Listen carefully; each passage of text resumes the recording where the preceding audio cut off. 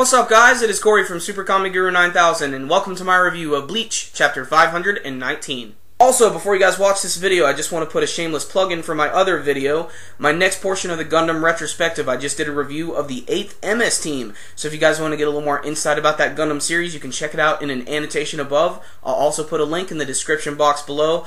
And I really wish you guys would check it out. I worked really hard on it. And if you did like it, please give it a thumbs up. And if you didn't like it, give it a thumbs up anyway. Our trip into this brand new area has been really cool so far, and this chapter really surprised me. It wasn't an action chapter, as it probably shouldn't be, and it's just more, getting to know these Zero Division characters and the world that they live in. And it's really interesting. We get to learn immediately that the Soul King's palace is actually that big cylindrical one that is in the sky. And surrounding them are these giant 5 plate-like things that have entire cities built upon them, and all the members of the Zero Division are in charge of taking care of one of these cities. And I can only imagine what's in them. They haven't shown them quite yet. I don't even know if there's going to be people living there. And if there are, I wonder what type of people they're going to be. Ichigo, of course, brings up, well, Aizen wanted to create a key to get here? How is that even possible?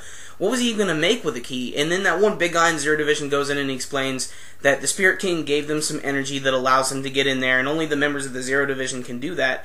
And to put it bluntly, it's their bones that allow them to be there and everything. And that's what Aizen was trying to do. He was trying to recreate one of them, create a life, so that he could get into this place, usurp the throne, and become the brand new Spirit King.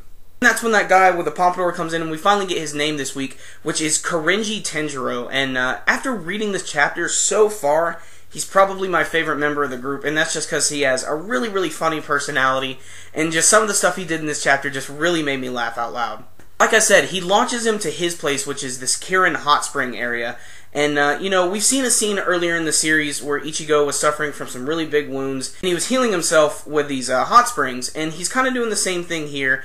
And what's funny is he's hanging out with Korinji in this place, and all of a sudden, Ichigo notices that Renji, Rukia, and even Byakuya are just submerged in the water, and he's freaking out. He's like, "Why the hell are you doing this? You're drowning them." And it's really funny because he's just picking up Renji by his hair, and Rukia's ass is just sticking out of the water, and Korinji's like, reminds you of a peach, doesn't it? I also want to mention there was also a nice really big panel this week with Rukia and Inoue in it, and it was looking fine. I stand by the fact that I think Kubo draws some of the most attractive female characters. But these hot springs are very special. Korinji goes on to explain that what's going to happen is they're going to soak in here, and all that bad Reiatsu is going to go out, and all of their blood is going to leave as well. But it's going to go into this other pond right behind them, which is literally like this giant hot spring full of blood. And it's even called the Bloody Pond, the Bloody Springs, depending on what translation you're reading.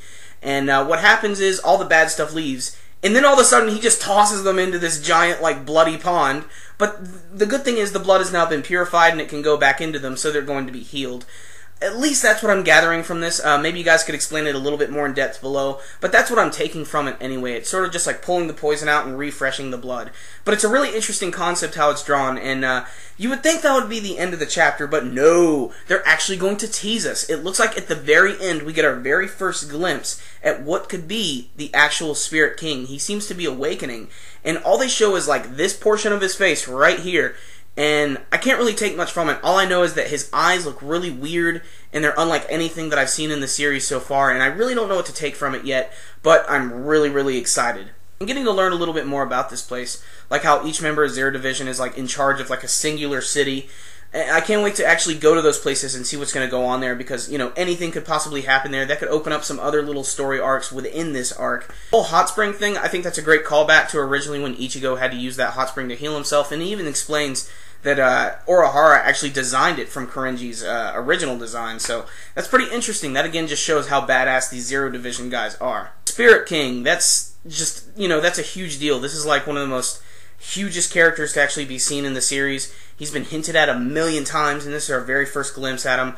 I don't know if they're going to show him in full next week, but I'm guessing that maybe Kubo's going to want to slowly start to show him off a little bit, because I know that we got to get to know each member of Zero Division first. I think that's really important. I really enjoyed this chapter a lot. Like I said, it wasn't an action fest, and it wasn't meant to be. This was meant to get to know the characters, and I think it did a really good job at that, and it was entertaining getting to see how that hot springs work, and I got a lot of laughs out of it. It was really good. So, believe believe it or not, I'm going to give this one a 10 out of 10. I have no negatives to say about this week's chapter. For what it is, it's very good. All the artwork is good. All the characters look great. And, you know, I'm really warming up to Zero Division more and more the more I get to know them. So I can't wait to see what's going to happen from here. So 10 out of 10. Check it out, guys. How did you guys feel about the Hot Spring Adventure this week? You can let me know with your comments below. And remember, guys, as always, if you like this video, make sure and give it a thumbs up. It really helps these videos out a lot. That concludes this review today. SuperKamiGuru9000, out.